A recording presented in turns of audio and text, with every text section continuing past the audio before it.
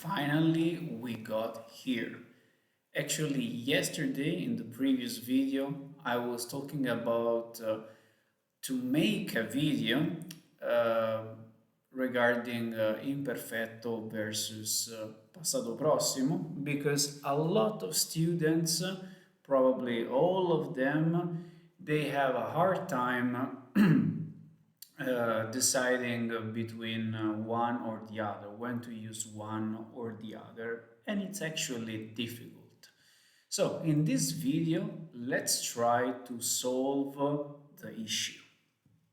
So, we said that we use imperfetto when it's an action in the past, that it was like a habit, so it was repeated several times. Quando ero giovane andavo a giocare a calcio tutte le settimane.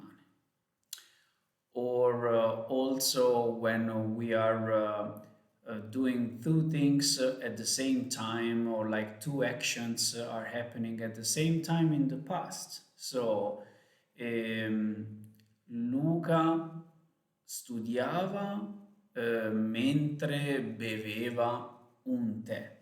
And we also have this like connecting word mentre, that is while, that a lot of times is used to introduce imperfetto. Or when we don't know exactly when the action ended. So, ieri alle 10 dormivo. So, those are the uses of imperfetto. When do we use passato prossimo then? We talk about it in another video. And passato prossimo, we use it when we have a past action that is completely concluded in the past and we know exactly when that happened. For example, ieri ho studiato dalle 8 alle 10. Or 10 anni fa sono andato in Germania. So the action is completely concluded, terminated, ended. But then we have the difficult part. No, actually, another use of passato prossimo is when we are having several actions one after the other. So, Daniela è entrata, si è lavata le mani, ha mangiato una mela e poi è andata a letto. So, we have one action after another. But sometimes we have phrases where imperfetto and passato prossimo work together. And it's when basically one action is interrupted by another one.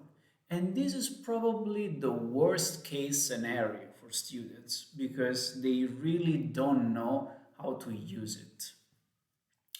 So let's have an example. Ieri, mentre correvo al parco, ho incontrato Daniele. So in the background, we have an action that is going on. So while I was at the park and I was running, then something happened. I met Daniele. So the first action was interrupted by the second one. So we use imperfetto in the first part and passato prossimo in the second part.